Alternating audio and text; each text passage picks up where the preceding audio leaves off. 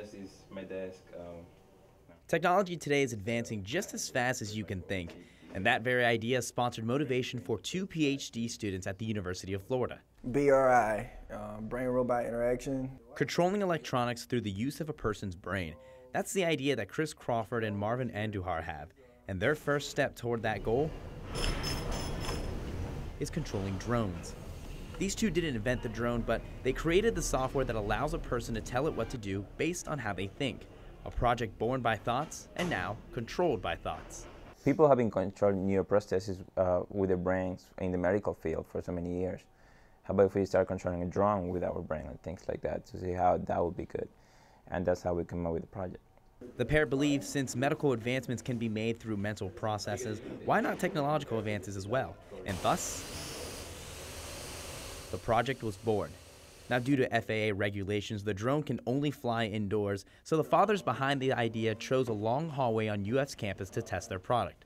And so far, they're receiving positive results. We actually can fly it. We can fly it and we can do things with thoughts. And in fact, we had someone recently use it for the first time, and they were able to get it up and running in a short period of time. So I took an elevator ride down to their hallway where I decided to try it out for myself. Now the headgear that I'm wearing is called a BCI, and it takes my brain activity and turns them into commands for the drone. Now I had to go through some training for this, and during training, a computer took my brain waves, recorded them, and allowed me to determine how I want the drone to move. The training to control the brain-computer interface, or BCI, was not at all difficult and took very little time, but it did involve some concentration. But the level of focus it takes does not come close to the amount of help a brain-controlled drone could offer. A third arm. Yeah. That's the idea.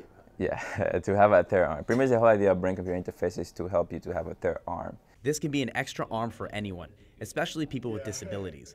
The drone can serve as a companion or a helpful hand to those who can benefit most. But the long-term goal of the BCI is to help the community on an everyday basis. They believe it can help people in the workplace, people at home, and maybe strike something even larger. Another goal would be to study it from the perspective of, it's exercising your brain in a sense. Are there benefits to that? If you use this drone or use your brain with a BCI device, can we discover your brain health? Does it improve your brain health? They're looking to explore these questions and offer answers, but even though they've made so much progress with their research, Dr. Gilbert says there's still a lot of work to be done. It's a first step. It's a huge first step, but that's exactly what it is.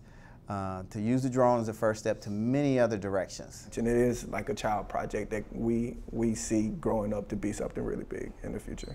Crawford and Andujar are parents to a project that they hope will grow up to become a fully functional robot, with purposes to assist anyone it can. And one day, they'll be able to remotely control machines with their brains. But the gang is very aware that that day won't land for a long time. James Torres, WUFT News.